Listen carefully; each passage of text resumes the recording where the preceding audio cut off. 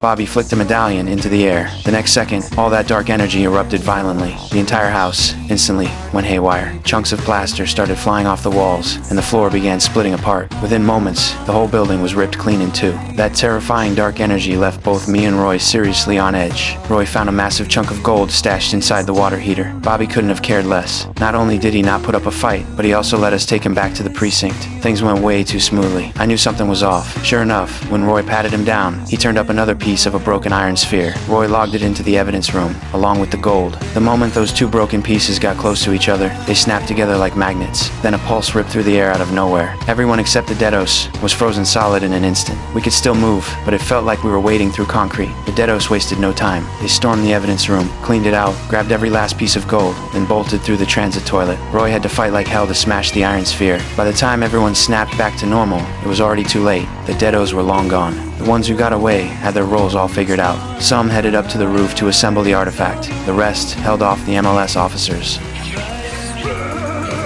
Right when the other side's guns jammed, Roy reloaded, stepped forward, cool as you please, and called out the Dedos like a real old-school gunslinger.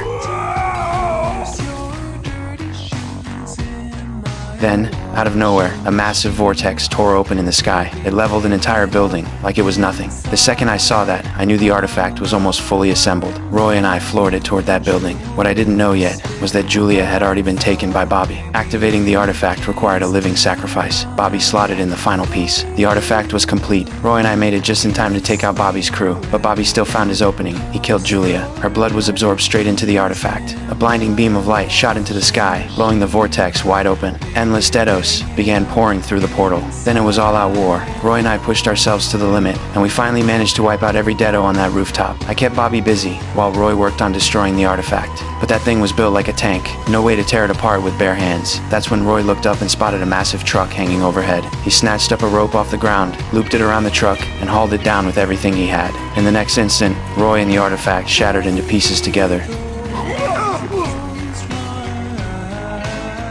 With the artifact destroyed, every Dedo that hadn't made it through yet got sucked straight back into the underworld. The crisis was finally over. By the time Bobby got his bearings, I already had my banana pointed right at him.